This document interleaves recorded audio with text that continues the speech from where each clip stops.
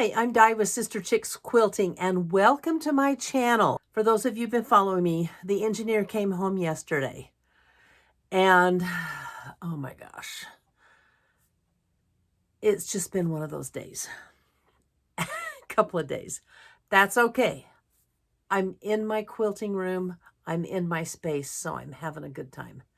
I wanted to show you what I'm working on. I told you I was going to be working on my cabin in the woods panel. And I don't know if you can see it on the video or not, but look at the little cabin right there. And the colors on this are just gorgeous. And this is what I have done so far. I have all kinds of batik fabric, and I think batik is a good fit for this but I have all kinds of batik fabric, and I've got it cut into strips. See that? And see that? What I'm doing with those is, because it's a cabin in the woods, I thought how cool it would be if I did log cabin blocks around it. So this is a 6-inch log cabin block. I've got this one done, and I've got this one done. I'm kind of experimenting with this one. I'm doing it again, and I've got to stop doing it because I kind of just start and I don't have a pattern. I don't know what I'm doing, but I have an idea of what I want to do. Let me tell you what my idea is. A couple of months ago, I quilted a quilt for a customer called Nebula. It was a beautiful panel, and the border was just exquisite. It had stars in it, like an 8 or a 10-inch star, and then a bunch of 3-inch stars. And the stars weren't all the way around the border. They were artfully placed. We'll call it, that's what we'll call it, artfully placed. So for instance, up here, maybe, you know, I don't think I'm going to put those colors up there because I made this one definitely to go down here. Let me just turn this down here a little bit. There, now you can see the bottom. All right. So I like this one with the yellow going on down here.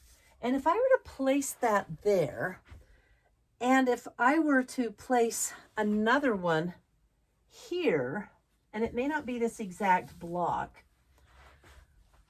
I would also place a big one here. I think I'm going to make a 12-inch block, but 12 inches might be too big now that I'm thinking about it. What I wanted to do was like place a few big log cabins and then a few smaller, a couple of smaller, maybe more smaller.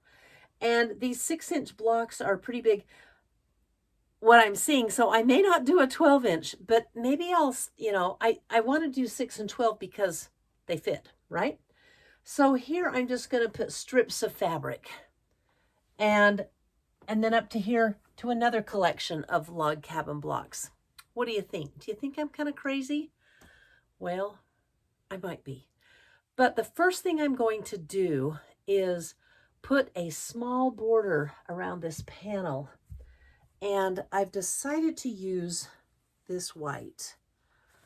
It's really kind of fun. It's got flowers on it. It's nature looking. And we're just going to kind of frame this. So I have worked on this panel and gotten it pretty straight. I did quite a bit of stretching. You know, panels are crooked. I spray it. I pull it like this. I think it's going to be it's as straight as it's going to get.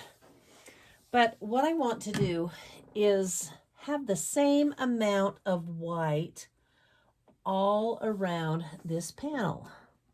So when I sew a 1/4-inch seam, I don't have any of this white border showing. I want my white fabric to show.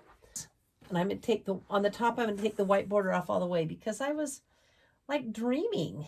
I don't know what I was doing. So there, this white border is cut completely off. And that will probably be the best idea if I were just to cut the white border completely off all the way around. So let me go ahead and do that now.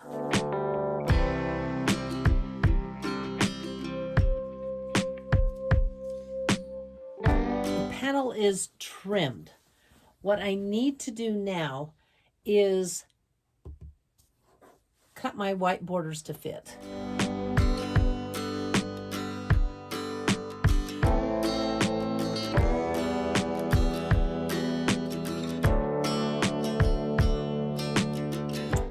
Let's get this one sewn on. Okay, I'm ready to sew borders on.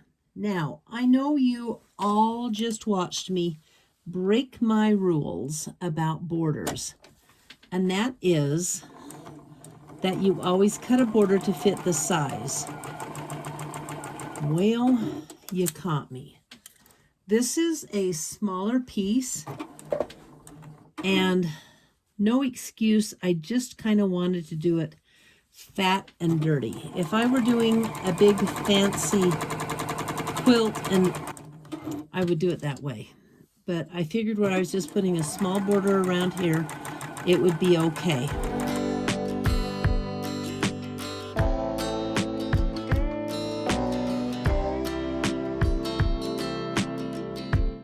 Before I sew the top and the bottom on, I am going to press these open. I'll meet you at the ironing table. Because this is a small piece, it's pretty easy to get done, to get everything pressed down. You know, my house is just like Donna Jordan's, right? Only it's just smaller. Ha ha ha. I always pretend that this is one of her great big tables when I work on it. So, guess what? It doesn't get any bigger.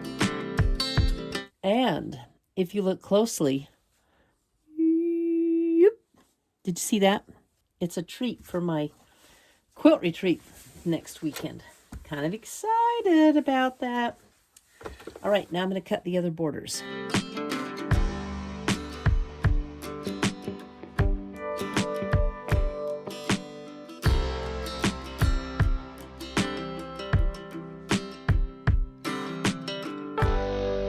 Let me show you how I make the log cabin block. First, log cabin's pretty basic. I am using, let's put something behind this so you can see it better. I'm using this pattern, and it's for a 6-inch block. And these squares right here are a little bit smaller than 1 inch. And you know what? I couldn't handle it. I didn't want something that was so fussy because I'd mess up. So I cut my strips at 1.5 inches. So this block actually is bigger than a 6-inch block, which is to my demise. However, I'm going to go ahead and start. I'm going to make a green and a blue block. And I'm starting with 2 little 1.5-inch squares, 2 greens, and I put them together like so. Then I want a blue piece. I think I'll do this blue piece, and I put it on it like so on the side, and then I cut it. And I'm going to show you the 2 essential items that I find to do a log cabin. And this is, number 1 is, I'm going to move my thread basket over here because I always clip on the right. Clipping my thread, so I use my scissor, then I fold this open. This, oh my gosh, I got a new roller, you guys. This one is incredible. Look at the different woods on the handle. Isn't that pretty? I bought it at the quilt show from a guy named Steve in Pocatello, Idaho. And this little wheel is some kind of Delron or something. It was squeaky and driving me crazy. But I ended up putting a drop of machine oil here and on the other side, and now it's not squeaky. But here is my next piece, and this one is not going to be anything. What I'm going to do is kind of hodgepodge it together, and I'm going to show you. I have all of these long strips, and I'm doing it the lazy man's way. So what I do is lay this strip that I'm going to sew on, and I go to the other side and take the pressure off and I cut it. So I know that's probably, I'm sure that there are some quilters that are pro quilters out there that do log cabins on with paper piecing. I just didn't want to do the work on it. So I am just doing the 1-inch squares, and I stop and I press a lot, but here comes, look at that. And I just noticed we could probably use a little more light. Oh, that helps, doesn't it? So here is my next piece. And as you see, this is 1, 2, 3, and 4 from my little pattern. And yes, they're bigger than the pattern, but that's okay.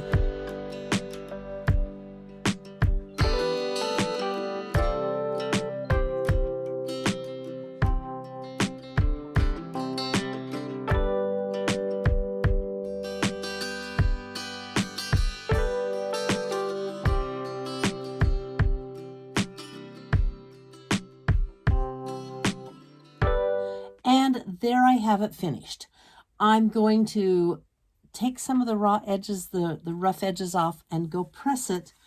And then I'm going to take you to my design wall. I can't wait to show you what I have done with this quilt panel. All right, I'm trying to block this so I can have a big ta-da moment because it's not done yet, but I'm going to finish it. You know I will. In fact, I'm going to finish it at my retreat this next week coming up. However, here's your ta-da moment. Ta-da! And it's only half of it. It's really become what I call an art quilt. Very non-conventional, no pattern. I'm making it up as I go along. If I don't like something, I rip it out and start over again. But, you know, that's just normal quilting, right? Let's talk about what I have here. I pulled all of these batiks from the fabric panel. Down here in this corner, there's a lot of this mustard yellow grass. There's white. There's a lot of a little rusty to yellow ochre and some dark greens. And I made these blocks, these log cabin blocks down here to match that corner, kind of pulling it. And I don't know, when I get the whole thing laid out, I may not like it, but for now I'm thinking, oh, this isn't so bad. I'm kind of liking it. Then with the rest of this blank area from here down to here, I'm actually going to put some borders. And I want strips of borders from these same fabrics. This is my plan. Down here I have kind of that dark green speckled trout looking border, and it's going to go to here. And this is 2.5 inches. And this one is going to be 2.5 inches of this blue. This blue is just perfect. It's right by the river or lake, and it pulls out all of this blue. It really pulls some nice color. Do you want to know why I'm starting with a 2.5 inch border? Let me show you. I'm going to adjust the camera up so you can see the rest of it. All right, here I go.